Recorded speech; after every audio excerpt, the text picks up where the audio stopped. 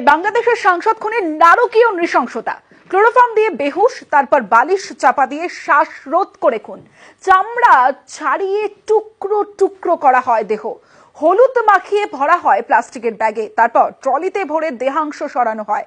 দেহের টুকরো ফেলা হয় বিভিন্ন জায়গায়। খুলনার কসাইকে জেরা করে চাঞ্চল্যকর তথ্য।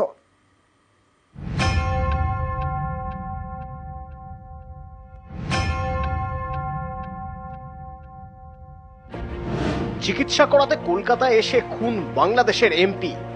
তদন্তে জানা গিয়েছে খুলনা থেকে একজন কসাইকে এনে খুন করা হয়েছে। একেবারে হাড় হিম করা হত্যাকাণ্ড। উত্তর 24 পরগনার বনগাঁ থেকে জিহাদ হাওলাদারকে গ্রেপ্তার করেছে সিআইডি জানতে পেরেছে জিহাদের বাড়ি বাংলাদেশের খুলনা। পেশায় তিনি কসাই। 2 মাস আগে কাজের সুপারি দিয়ে জিহাদকে কলকাতায় নিয়ে আসে মাস্টারমাইন্ড আখতারুজ্জামান। চিনার পার্কের ফ্ল্যাটে রাখা হয় জিহাদকে। খুনের দিন নিউ টাউনের আবাসনে সে যায়।